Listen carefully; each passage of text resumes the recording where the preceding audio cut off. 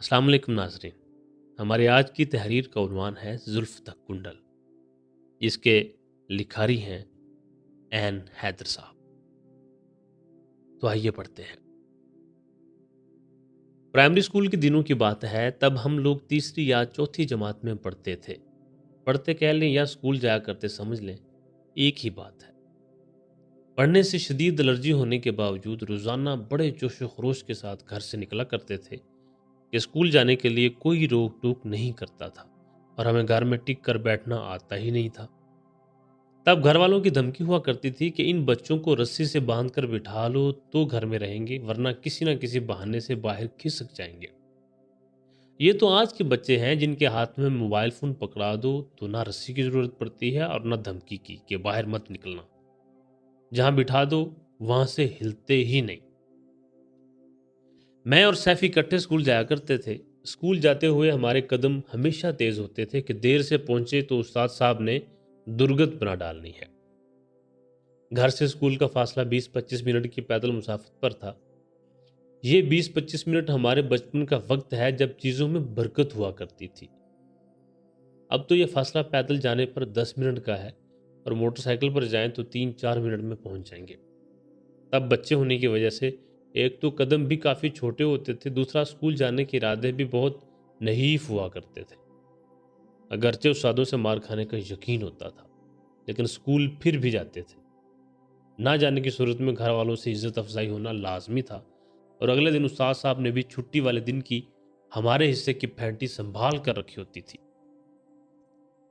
उस्तादों के लिए हमारे दिल से बहुत सारी दुआएं निकला करती थी, अगरचे कबूलियत की मनाजिल तय ना कर पाई कि हमारी दुआएं कबूल होने की सूरत में हमारे उस्ताद साहब की टांग बाजू वगैरह में फ्रैक्चर आना लाजमी था।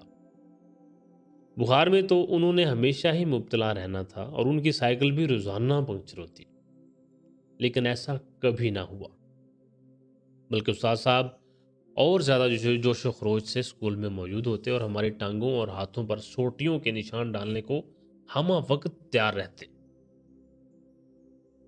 स्कूल जाते हुए हम लोग पहले साथ वाले एक मोहल्ले से गुजरते, फिर एक बाजार रास्ते में पड़ता था। बाजार के बाद मेन रोड पर जा निकलते थे और फिर थोड़ी दूर हमारे स्कूल की इमारत हमारी मुंतजर होती थी।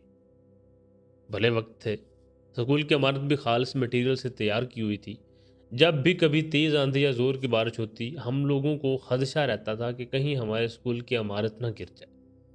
इस खदशे का इजहार उस तेज़ बारिश और आंधी के दौरान हम घर वालों से किया करते थे, तो घर वाले हमें तसल्ली देते कि इमारत बहुत मजबूत है, तुम लोगों के हुसूल इल्म में कोई रुकावट नहीं आएगी, बस बारिश रुकते ही स्कूल जाने वाले बनो।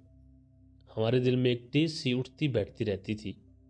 स्कूल की इमारत के गिरने का डर असल में हमारी ख्वाहिश हुआ करती थी और ऐसी ख्वाहिशें पूरी होना शुरू हो जाएं तो मुल्क भर के बच्चे चटियल मैदान में बैठकर पढ़ते नजर आए। हाँ, तो बात हो रही थी हमारे स्कूल जाने की। स्कूल जाते हुए मैं और सैफी गप्पे लगाने के साथ साथ अपनी अपनी तख्तियों को घरों की दीवारों पर रगड़ते जाते थे। शौकी भी अगरचे हमारा हम जमात था, लेकिन वो हमारे साथ नहीं जाया करता था। अब वो और मुनीर अहमद इकट्ठे स्कूल आया जाया करते थे। मुनीर अहमद भी हमारा हम जमात था, जिसे हम लोग उसके पक्के रंग और तेज चमकती हुई आंखों की वजह से मुनीरा सप कहकर बुलाते थे। स्कूल जाते हुए हमारी ये भी ख्वाहिश हुआ करती थी कि कोई फरिश्ता सिफ्त इंसान अचानक सामने आकर हमें बताए कि आज स्कूल में छुट्टी है, लेकिन ऐसा फरिश्ता सिफ्त इंसान कभी भी नजर ना आया। अगरचे हमारे तसव्वुरात में हमेशा वो हमें स्कूल से छुट्टी की नवीद सुनाया करता था। स्कूल पहुंचकर सबसे पहले असेंबली में शामिल होते थे और गला फाड़ फाड़ कर दुआ और कौमी तराना पढ़ा करते थे। हमारा ख्याल होता था कि ज़्यादा ज़ोर से पढ़ने और गर्दन की रगें ज़ाहिर करने से उस्ताद साहब को हमारी तालीम से अज़ली मोहब्बत का यकीन हो जाएगा। लेकिन क्लास में बैठते ही सबसे पहले तालीम से हमारी अज़ली मोहब्बत का पर्दा चाक होता था और फिर कभी मुर्गा बना दिए जाते और कभी क्लास में खड़ा रहने का हुक्म मिलता।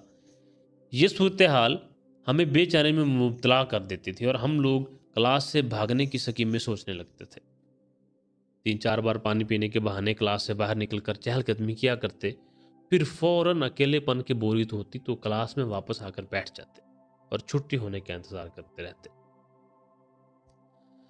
छुट्टी होते ही सब बच्चे छुट्टी छुट्टी का शोर मचाते हुए स्कूल से बाहर भागते और अपने अपने घर की राह लेते। वापसी पर भी मैं और सैफी साथ हुआ करते थे। अब हमें कोई जल्दी नहीं होती थी, हम दोनों खुरामा खुरामा चलते हुए वापस आते थे। कभी कभी मोहल्ले की गली में तख्तियों से तलवारबाजी की मशक शुरू कर दिया करते थे। कभी किसी थड़े पर बैठ जाते, कभी किसी घर की बेल बजाकर भाग पड़ते, तो कभी कुंडी खड़काकर। अगरचे हम दोनों बहुत ही शरीफ बच्चे होते थे, लेकिन सारी दुनिया हमें शैतान की टूटी समझती थी। एक दिन स्कूल जाते हुए सैफी ने बताया कि उसके मामू के एक दोस्त ने स्कूल के रास्ते में लकड़ी का आरा लगाया है, और ये भी बताया कि वहाँ तख्तियाँ भी बनती हैं। और मामू के दोस्त ने सैफी को कहा है कि वहाँ से वो अपनी पसंद की एक तख्ती ले सकता है। मैंने फौरन वहाँ जाने की हामी भर ली। स्कूल से वापसी पर हम दोनों दोस्त आरे पर पहुंच गए। सैफी के मामू का दोस्त, जिसका नाम मलक अजमल था, हमने भी उसे मामू बना लिया। वो बहुत मिलनसार और ख्याल रखने वाला आदमी था। सैफी ने सबसे पहले एक तख्ती पसंद की। मामू ने मुझे भी कहा कि एक तख्ती मैं भी उठा लूं। अब हम दोनों के पास नई तख्तियां थी। आरा काफ़ी बड़ा था। शुरू में एक कमरा था जहां मामू और बाकी काम करने वाले लोग बैठा करते थे। उस कमरे से आगे एक बड़ा हाल था जहां एक तरफ तख्तियों को रंदा लगाया जाता था और दूसरी तरफ आरा मशीन थी, जो ज़रूरत के वक्त ही चलती थी। अलबत्ता तख्तियों को रंदा लगाने वाला काम मुसलसल चलता रहता था। तख्तियां लेकर हम दोनों वहां पड़ी चारपाई पर बैठ गए। कमरे में एक टेप रिकॉर्डर भी पड़ा था जिस पर नूर जहां के पंजाबी गाने चल रहे थे। हम कुछ देर बैठकर गाने सुनते रहे। एक तरफ नीले रंग का पानी वाला कूलर भी रखा हुआ था। सैफी ने उठकर एक गिलास पानी खुद पिया और एक गिलास मेरे लिए भर लिया। पानी काफी ठंडा था। हम लोग पानी पीने के बाद मामू से इजाजत लेकर घर को चल पड़े। रास्ते में हमने तय किया कि रोजाना मामू के आरे पर रुका करेंगे, ठंडा पानी भी पियेंगे और गाने भी सुनेंगे। गाने सुनने का मजा शायद ठंडे पानी से भी ज्यादा था। चुनाचे हम लोग रोजाना आरे पर जाने लगे, जहां मैडम नूर जहां के साथ साथ मंसूर मलंगी, अताउल्ला, ईसा खेलवी और अनैत हुसैन पट्टी के गाने सुनने को मिलते थे। घर वालों ने देर से आने की वजह पूछी तो मैंने सैफी के घर रुकने का झूठ बोल दिया, जबकि सैफी ने अपने घर वालों को मेरे घर रुकने की बात सुना दी। हमारे घर वाले भी मुतमिन हो गए। ये तो कुछ दिनों बाद जब सैफी की अम्मी हमारे घर आई तो बातों बातों में हमारे झूठ का भांडा फूटा। लेकिन हम लोगों से तज़किरा नहीं किया गया, बल्कि जैन भाई ने मुनीर सब से पूछा कि ये लोग कहाँ जाते हैं। उसने नाइल्मी ज़ाहिर की तो भाई ने उसके ज़ुम्मे लगा दिया कि पता करके बताए कि मैं और सैफी स्कूल से छुट्टी होने के बाद कहाँ जाते हैं। मुनीरे को जासूस बनने से ज़्यादा हमें फैंटी पड़वाने की ख्वाहिश थी, क्योंकि हम लोग सबसे ज़्यादा उससे ही तंग किया करते थे। अगले दिन मुनीरे ने सारी बात बमाए इजाफी मिर्च मिसाला भाई के गोश गुजार कर दी। जब मैं स्कूल के बाद आरे से होता हुआ म्यूज़िक सुनकर घर पहुंचा तो अम्मी, जैन भाई और सिदरा आपी बरामदे में बैठे शायद मेरा ही इंतज़ार कर रहे थे। मैंने अपने कमरे में बस्ता फेंका और बरामदे में आकर अम्मी के साथ चिपक कर बैठ गया। जैन भाई सामने बैठे थे। अम्मी ने मेरे बालों में हाथ फेरते हुए पूछा, ऐन पुत्र, स्कूल के बाद कहाँ जाते हो? सच सच बताओ। मेरे दिमाग में खतरे के सायरन बजने लगे, लेकिन मैंने पक्का मुंह बनाते हुए कहा, आपको बताया तो था कि सैफी के घर रुक जाता हूँ। जैन भाई बोले, मैं अभी सैफी के घर से होकर आ रहा हूं, तुम वहां नहीं थे। मैंने तेज लहजे में कहा, जी नहीं, आप नहीं गए सैफी के घर। जाते तो मुझे भी नजर आ जाते। जैन भाई के पास मुखबरी पक्की ना होती तो मेरे लहजे की पुख्तगी पर शायद यकीन कर लेते, लेकिन अब तो वो हकीकत जान चुके थे। अचानक मुझे जैन भाई का जन्नाटेदार थप्पड़ पड़ा तो मेरी आंखों के सामने सितारे नाचने लगे। भाई ने दहाड़ते हुए पूछा, एन, सच सच बता दो वरना हड्डियां तोड़ दूंगा। मुझे मुनीर ने सब बता दिया है कि तुम और सैफी कहाँ जाते हो। इतनी पक्की मुखबरी के बाद झूठ पर कायम रहना नामुमकिन था। चुनाचे मैंने मान लिया कि हम लोग सैफी के मामू के आरे पर जाते। अम्मी ने गुस्से से कहा, क्यों जाते हो वहां? मुझे खामोश देखकर भाई ने भी यही सवाल किया कि वहां क्यों जाते हो। मैंने मिनमिनाते हुए जवाब दिया, गाने सुनने। मेरी बात पर सब लोग चौंक गए। भाई ने मजीद सख्त लहजे में पूछा, कौन से गाने सुनने जाते हो, बताओ। मैं गाने सोचने लगा। मेरे दिमाग में पिछले 10-12 दिनों के गानों की धुनें बजने लगी। इतने में भाई ने दोबारा गुस्से से पूछा, सुन नहीं रहे? मैं क्या पूछ रहा हूं? कौन से गाने सुनने जाते हो? जल्दी बताओ। मैंने भाई की तरफ देखते हुए बताया, जुल्फ द कुंडल खुले ना। मेरी बात सुनकर सिद्रा आपी का हादसा निकल गया, जबकि भाई ने सिद्रा को घूरते हुए चुप कराया और मुझे कॉलर से पकड़कर झंझोड़ते हुए पूछा, पता भी है जुल्फ क्या होती है? मैंने जवाब दिया, जी हाँ पता है, जनानियों के बालों को कहते हैं। मेरी बात सुनकर अम्मी ने मुझे बालों से पकड़कर झंझोड़ा और मेरी पुश्त पर 2 थप्पड़ जड़ दिए।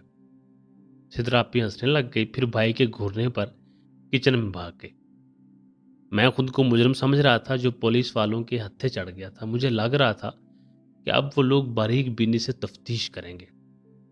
भाई ने फिर सवाल किया, और कौन से गाने सुनते हो, वो भी बताओ। मैंने कुछ देर सोचने की अदाकारी करने के बाद बताया, एक फल मोतिये दा मार के जगह सोनिए। इस बात पर अम्मी भी हंस पड़ी और एक चपत मजीद जड़ दी। सिद्रा आपी अब किचन से झांक रही थी, जबकि भाई के चेहरे पर संजीदगी थी। भाई ने मुझे घूरते हुए पूछा, कहो कि आज के बाद वहां नहीं जाओगे और सीधा घर आओगे। मेरे लिए यह वादा करना काफी मुश्किल था, लिहाजा चुप बैठा रहा। जैन भाई ने एक और थप्पड़ दे मारा और जोर से बोले, जल्दी कहो कि आइंदा नहीं जाओगे। मैं रोने लग गया और रोते हुए भाई वाली टोन में जवाब दिया, नहीं जाऊंगा, बस अब खुश हो जाएं आप लोग। मुझे रोता देखकर अम्मी का दिल पसीज गया। मुझे खुद से लिपटाते हुए बोली, एन, हम तुम्हारे भले के लिए ही कहते हैं। घर से सीधा स्कूल जाया करो और स्कूल से सीधा घर आया करो, और आइंदा झूठ भी ना बोलना। झूठ हमेशा बंदे को रुसवा करता है। मैं चुप करके बैठा रहा। इतने में सिद्रा आपी ने किचन से बाहर आकर पूछा, एन भैया, और कौन सा गाना सुनते हो वहां? मैंने अम्मी की तरफ शिकायती नजरों से देखते हुए कहा, अम्मी अपनी लाडली को समझा लें। अम्मी से पहले जैन भाई बोले, एन एक और गाना बताओ, फिर तुम्हारी जान खुलासी हो जाएगी। चलो शाबाश, जल्दी बताओ। मैंने फिर अम्मी की तरफ देखा तो उन्होंने भी पिचकारते हुए कहा, चल बता दे मेरा बच्चा, फिर तुम्हारे लिए खाना लेकर आती हूँ। मैं दोबारा से आर्य के म्यूजिक में खो गया, जहां आज के बाद जाना नसीब नहीं होगा। मैं ज़हन पर जोर देकर गाने सोचने लगा। सिद्धरापी ने दोबारा कहा, एन भैया आप बता भी चुको, और भी बहुत काम करने हैं मैंने। अब मेरे पास बताने के अलावा कोई चारा ना था, सो मैंने बता दिया, सानू नहर वाले पुल ते बुला के ते खौरे माई किथे रह गया। गाने के बोल सुनते ही सिद्रा आपी हंसते हंसते किचन में भाग गई। अम्मी मेरे सर पर हाथ फेरते हुए मुझे समझाने लग गईं और जैन भाई मुझे वार्निंग देकर अपने कमरे में चले गए। उस दिन के बाद मैं कभी भी मामू के आरे पर नहीं गया, लेकिन काफ़ी दिनों तक मुझे चिढ़ाने के लिए घर के मुख्तलिफ कोनों से जुल्फ द कुंडल खुले ना की आवाज़ें आती रहीं। नादरीन, कैसी लगी आपको कहानी? मुझे तो बड़ा मज़ा आया है। आपको कैसी लगी है नीचे कमेंट सेक्शन में ज़रूर बताइएगा, और इस तरह के मज़ीद तहरीरें देखने सुनने के लिए हमारे चैनल को सब्सक्राइब ज़रूर कर लीजिए। शुक्रिया।